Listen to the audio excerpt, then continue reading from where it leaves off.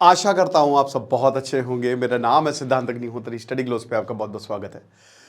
तुम इतना जो मुस्कुरा रहे, एक्चुअली ना यार बड़ा अच्छी मुझे लग रही है सीरीज, क्योंकि यहाँ ना मैं दिल खोल के बोलता हूँ और मुझे मतलब ऐसे मुझे लेक्चर ऑर्गेनाइज करना पड़ता है। वैसे तो ज़्यादातर लेक्चर मेरे मतलब मैं खाली टॉपिक देख लेता हूँ, कंसेप्ट देख लेता हूँ, बट यहाँ ना मैं आराम से अपनी बातें आपके सामने से एक्सप्रेस कर सकता हूँ। बहुत जल्द इसको मैं लाइव करने वाला हूँ, ये सीरीज़ को। आप इसको बहुत प्यार दे रहे हैं, ठीक है। पिछले 5 लेक्चर्स हो चुके हैं और ये दिल से बातें निकलती हैं। तो अब मैं सोच रहा हूँ कि ये लाइव करूँ मैं, ताकि आप भी अपनी बातें रख सकें और मैं लाइव आपका जवाब दे सकूँ। आपको क्या लगता है आप मुझे कमेंट बॉक्स में बताइएगा। तो आज हम बात करेंगे भारत का भविष्य क्या होगा। देखिए, भारत का भविष्य जो है, किसी भी देश का भविष्य कैसे किस चीज़ पर निर्भर करता है, उसके आज पर निर्भर करता है। जाहिर सी बात है, प्रेजेंट, ठीक है, उसकी इकोनॉमिक कंडीशन क्या है और उस देश की जो है वो प्राथमिकताएं क्या है, प्रायोरिटीज़ क्या है, वो देश किस बात पे बात कर रहा है। और देखिए, जो हालात आज भारत के हैं वो आज से 30 साल पहले अमेरिका के थे, यूरोप के थे, आज से 20-25 साल पहले चाइना के भी ऐसे ही हालात थे, पर उन्होंने इसको समझा और इस चीज़ को लेकर आगे बढ़े। अब देखिए, भारत, मैंने पिछली बार बताया था कि पूरे भारत को जो जोड़ने का काम करता है वो है धर्म। नो डाउट, रिलीजन की अगर बात करते हैं तो आपने सेपियंस किताब पढ़ी है, युवल नोवा हरारी की, उसको पढ़िए। और देखिए, हमारी जो पूरी धरती है वो 4.5 लाख साल पुरानी है, ठीक है। अरे 4.5 मतलब 4.5 अरब, लगभग 3.5-4 अरब के करीब जो है। बिग बैंग जो है वो तो खैर 13 अरब साल पहले, उसके बाद धरती हमारी अभी 3.5 अरब। और उसके बाद हम देखते हैं कि जो इंसान है वो अभी ज़्यादा पुराना नहीं है। इंसान 21 लाख साल पहले जो है वो होमो सेपियंस आया है। हमारी मॉडर्न हिस्ट्री जो है वो अभी धर्म और जितनी भी व्याख्याएं लिखी गई हैं वो कितनी पुरानी है, 5,000 साल या उससे भी पहले। तो आप ये समझिए कि जो आज हमारी हिस्ट्री, जब तक हम अभी अस्तित्व और अभी मॉडर्न की भी बात करते हैं तो 100 ही साल पुरानी है। और अगर उससे भी मॉडर्न, अल्ट्रा मॉडर्न हो तो अभी 20-30 साल पुरानी। तो 0.1% भी नहीं है, ये 0.1% भी नहीं है जो इतिहास रहा है। लेकिन फिर भी इस चीज ने पूरी दुनिया को दिशा दी है। धर्म, अगर आप किसी भी चीज की बात करते हैं, आप विज्ञान की भी बात कर लें, आप फिलॉसफी, साइकोलॉजी, सबसे ऊपर विज्ञान होना चाहिए। साइंटिफिक टेम्परामेंट हमारी एक फंडामेंटल ड्यूटी है। क्या आपको पता है फंडामेंटल ड्यूटी कि आपको करना ही करना है? जैसे आपको तिरंगे की रिस्पेक्ट करनी है, वैसे आपके अंदर साइंटिफिक टेम्परामेंट होनी चाहिए। लेकिन उसके बावजूद धर्म जो है ना वो सबसे आगे निकला है और इसने समाजों को पिरोया है और समाज में युद्ध भी करवाए हैं। भारत का भविष्य, कल मैं 120 बहादुर देखने गया, साथ ही में एक मूवी रिलीज हुई मस्ती 4। मस्ती 4 के ज्यादा टिकट बिक रहे। Yo Honey Singh, no offence to him, ऐसी भीड़ लग रही है, ऐसी भीड़ की मैंने देखा नहीं। लखनऊ में हमारे घर के बगल स्मृति उपवन में उनका कॉन्सर्ट हुआ। पागल हुए जा रहे हैं। ये हमारे देश के युवा हैं, जेनजी। आप क्या एक्सपेक्ट कर सकते हैं? ऐसा नहीं है कि, देखिए, भारत की पॉपुलेशन बहुत बड़ी है, एक जेनजी जो है वो लगा हुआ है देश को रिफॉर्म करने में। कल 120 बहादुर में बहुत सारे यंग लड़के भी आए थे। एक जेनजी अपनी इंटेलेक्चुअल पावर को बढ़ा रहा है, बट ज्यादातर अपनी उस पावर को खत्म करते जा रहे हैं, समझिए। और यही जब हम कहते हैं कि हमारी प्राथमिकताएं क्या, हमारी प्रायोरिटीज क्या हैं, ये कौन सेट करेगा? ये हमारे लीडर्स सेट करेंगे। और हमारे लीडर्स क्या कर रहे हैं? जो जनता चाह रही है। ये एक स्पाइरल लूप है कि जनता जो है उसको कुछ दिख नहीं रहा है और लीडर्स कुछ दिखाना भी नहीं चाह रहे हैं। विज्ञान घर घर तक पहुंचा है नहीं, धर्म पहुंचा है। और अभी देखिए, हर एक चीज विज्ञान से पूरी होती है। और जब आप धर्म को देखते हो तो आपको लगता है कि ये तो विज्ञान ही है, ये तो विज्ञान है, पूरी तरीके से, पूर्णता तरीके से विज्ञान है। हाँ, प्रैक्टिकल तरीके से वो प्रूव नहीं हुआ है, पर धीमे धीमे अब साइंस आ रही है तो ये भी प्रूव हो रहा है। अब आप समझिए कि भारत एक धार्मिक देश है, भारत से धर्म निकले हैं, भारत वो पावन धरती है।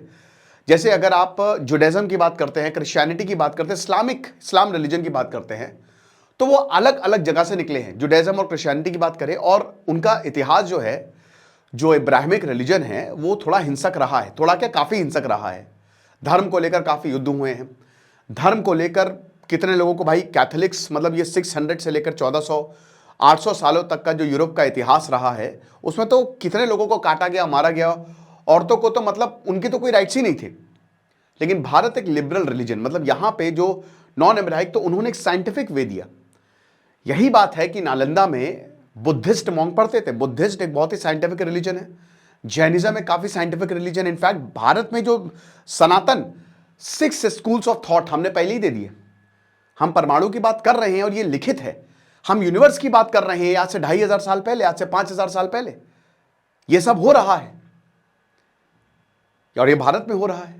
तो भारत का क्या, भले ही भारत धर्म, लेकिन धर्म क्या था, वो विज्ञान था। धर्म था कि आपको चीजें कैसे समझनी है, धर्म ये था कि आपको बताया जा सके कि आपका भविष्य कैसा होगा। और उस समय लड़ाइयां नहीं थी धर्म को लेकर, धर्म साथ साथ चलता था। उस समय जो धार्मिक लोग थे उनको पता था कि लोगों की जिंदगी को कैसे संवारना है, इसलिए वो अच्छे आचरण की बात करते थे, हर चीज। आज जमाना बदल गया है, आज धर्म की जो पोजीशन ले ली वो साइंस ने ले ली है। आप विश्वास, दैट्स द ट्रुथ कि आज धर्म जो है वो साइंस एक धर्म हो गया है और जो असली धर्म है वो हो गया है बहुत कट्टर। ठीक है, असली धर्म चेंजेस को अप्रूव नहीं कर रहा, आपको करना चाहिए। साइंस, विज्ञान जो है वो हर एक चीज को प्रूव करता है, हर एक चीज का एक्सप्लेनेशन आज लगभग साइंस ने दे दिया है और अगले 50-100 सालों में साइंस और भी एक्सप्लेनेशन दे देगा। जब हम कहते हैं कि पहले के लोग इतना जिया करते थे, गलत है, पहले के लोग जिया ही नहीं करते थे। 32 साल खाली, जब भारत आजाद हुआ था 32 साल थी एज एक्सपेक्टेंसी, आज तो 100 साल तक बढ़ गई है और हम अमर होने वाले हैं बहुत जल्द। HIV की वैक्सीन आ गई है, अभी बहुत सारी ऐसी वैक्सीन आ जाएंगी जो हमारे जितने भी अंदर फालतू चीजें होती है ना उसको खत्म कर देंगी। तो बीमारी रहेगी ही नहीं, सेल आपके खराब हो गए ही नहीं, तो काफी लंबे समय तक आपको जिंदगी मिलेगी। ठीक है, तो साइंस जो है वो बहुत बड़ी चीज है और धर्म भी साथ साथ। जैसे अगर आप आदि शंकराचार्य, ठीक है, सब कुछ इनफाइनाइट है और आप इनफाइनाइट को समझ ही नहीं सकते हो, क्योंकि आप जहां पे समझोगे वहां पे एक और इनफाइनाइट जन्म हो जाएगा। Everything is infinite. ठीक है, तो जब वहां पे बात होती है तो चीजें हैंग होने लगती है कि भाई कहना क्या चाह रहे हो, बट साइंस अब उसको भी प्रूव कर रहा है। हर एक चीज को साइंस जो है वो प्रूव करता जा रहा है, कुछ चीजों को नकारता जा रहा है। लेकिन भारत का भविष्य किस चीज पे टिका है? धर्म पे। बिल्कुल, धर्म जोड़ता है, जैसा कि मैंने बताया। और आज लोग ज्यादा धार्मिक हो रहे हैं, धर्म जो है वो फैल रहा है सोशल मीडिया की वजह से। अच्छी अच्छी बातें बताई जा रही हैं, बॉलीवुड के द्वारा, वेब सीरीज के द्वारा धर्म का प्रचार प्रसार हो रहा है और ये हर धर्मों में हो रहा है। ये भी बात है कि नास्तिकवाद भी उतना ही बढ़ रहा है। आगे आने वाले समय में सबसे बड़ा रिलीजन नास्तिकवाद, क्योंकि देखिए मैंने क्या बताया कि विज्ञान भी घर घर तक पहुंच रहा है। विज्ञान फिलॉसफी, साइकोलॉजी, ये आपके दिमाग को खोल रही है। आप क्वेश्चन करना सीख रहे हो, आप तर्क करना सीख रहे हो। आगे आने वाले समय में आपको पता क्या होगा कि जो रेलेवेंट पॉइंट्स है धर्म के वही रहेंगे। हालांकि धर्म को मानना चाहिए, मेरा मानना है कि आप जितना ज्यादा हो सके धर्म को माने, क्योंकि वो आपको एक अच्छा इंसान बनाती है, वो आपको हिंसा से बचाती है, वो आपको जिंदगी जीने की ताकत देती है, वो आपको जिंदगी से लड़ने की ताकत देती है और वो आपको, आपका चित्त जो है वो शांत करती है। आज पहाड़ों पे मंदिर हैं, देवताओं के पहाड़ों पे मंदिर है, क्यों? जाओ वहां तक जाओ, एक्सपीरियंस करो। केदारनाथ 14 किलोमीटर ट्रैक करके जाओ आप। ठीक है, आपके अंदर की वो ज्वाला जागे ना जागे, लेकिन जो सेटिस्फैक्शन, जो न्यूरोट्रांसमीटर्स निकलेंगे, ये शायद हमारे पूर्वजों को पता था, हमारे धर्म गुरुओं को पता था कहां कहां मंदिर सेट करने हैं, ताकि एक गजब का एक्सपीरियंस हो सके और अंदर की उस पावर को जगाई जा सके। मैं कह रहा हूं कि भले ही आज रील फटी जा रही हैं, आज वीडियोस फटे जा रहे हैं कि इस जगह का मंदिर जो है वो फेमस, ये आप यहां जाइए, आप जा रहे हो, वो आपको एक्सपीरियंस तो दे ही रहा है ना, एक अलग एक्सपीरियंस, एक शांति दे ही रहा है आपके मन में। और ह्यूमन पर्पस, धर्म यही कहता ना कि पर्पस क्या है, कि अपने इनर पावर को, अपने इनर सेल्फ को पहचानना। सारे धर्म यही कहते हैं, साइंस भी यही कहता है एक तरीके से कि अपनी पावर को पहचानिए, बस उसका तरीका अलग है। बट अगर आप देखो तो वो एक ही पॉइंट पे जो है वो मिलते हैं। देखिए, एक सुप्रीम पावर है ऐसा प्रतीत होता है अगर आप लॉजिकली भी देखो तो, क्योंकि सब ऑर्डर में है। रामानुजम कहते थे कि मेरे सपने में नामागिरी देवी आती हैं और मुझे इक्वेशंस देके जाती हैं। पॉल डायरैक ने बोला, बहुत बड़े साइंटिस्ट, कि भगवान मैथमेटिशियन रहा होगा, और यही गैलीलियो ने भी बोला कि इतना ज्यादा, इतना परफेक्ट, सब कुछ इतना परफेक्ट कैसे? तो जाहिर सी बात है कुछ है, देयर इज समथिंग।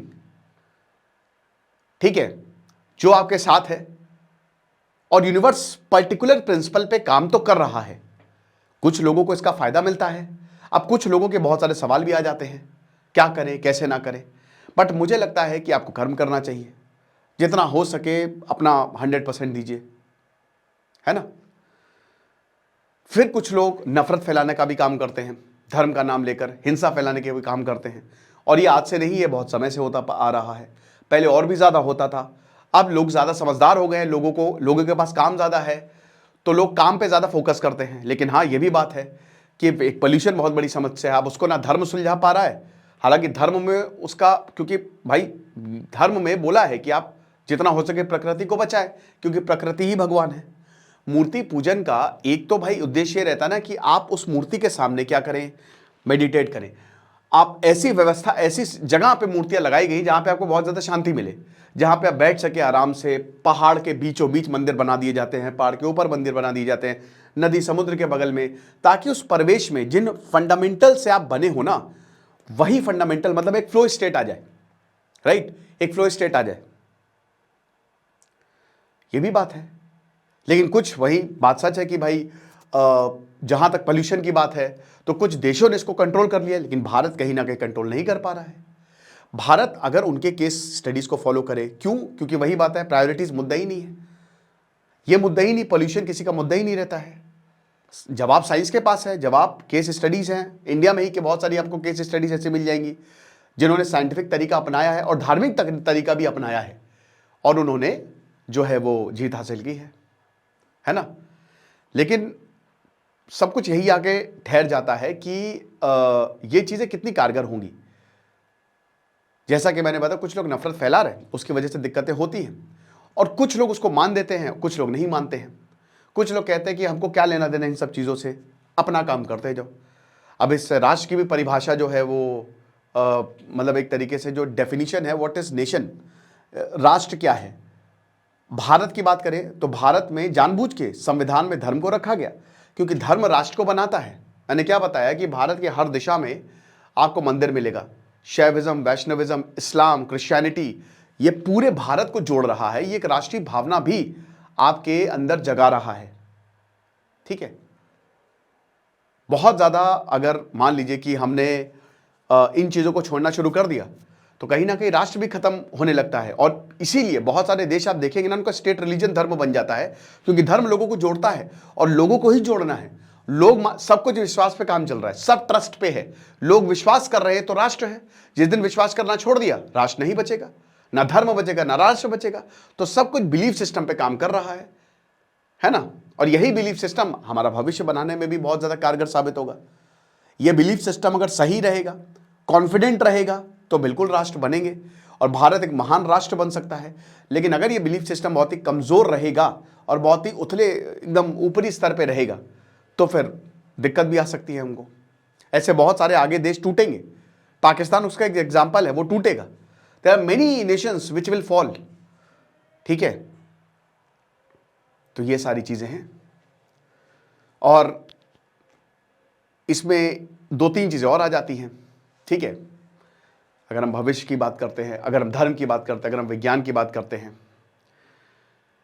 वो यही है कि सबसे पहली चीज कि भाई आप अपने अंदर या अपने जीवन में कौन कौन से लोगों को फॉलो कर रहे हैं, कौन कौन से विचारों को फॉलो कर रहे हैं। याद रखिएगा कि सबसे बड़ी बैटल अंदर होती है। आपकी आइडियोलॉजी क्या है। दिमाग चीजें देखता नहीं, जैसे यूनिवर्स है ना, यूनिवर्स आपका दिमाग है, तो जैसे आपका दिमाग है वैसे ही यूनिवर्स है। आप जैसा करोगे आप वैसे ही बन जाओगे, इसीलिए आप जैसा करोगे यूनिवर्स आपको वैसे ही जिंदगी देगा। तो यह भी बहुत बड़ी बात है। लोगों के अंदर पेशेंस कम होता जा रहा है, सही, क्योंकि अब नॉलेज स्पैन बहुत छोटा होता जा रहा है। ज्ञान का जो अवधि है, पहले किताबें पढ़ते थे, लोगों के घर घर में जो है मैगजीन्स आती थी, न्यूज़पेपर आता था, लोग पढ़ते थे बैठ के। बट अब मोबाइल आ गया है और मोबाइल के चक्कर में दिक्कतें हो रही हैं। कमजोर होता जा रहा है इंसान। लोनलीनेस बहुत एक ये एपिडेमिक है, ये एपिडेमिक है, ये पैंडेमिक है। अकेलापन एक पैंडेमिक है। डिप्रेशन बढ़ता जा रहा है, अवसाद बढ़ता जा रहा है, दुख बढ़ता जा रहा है। इन सब चीजों से भी डील करना है। अब इसका इलाज आपको धर्म में मिलेगा, नो डाउट।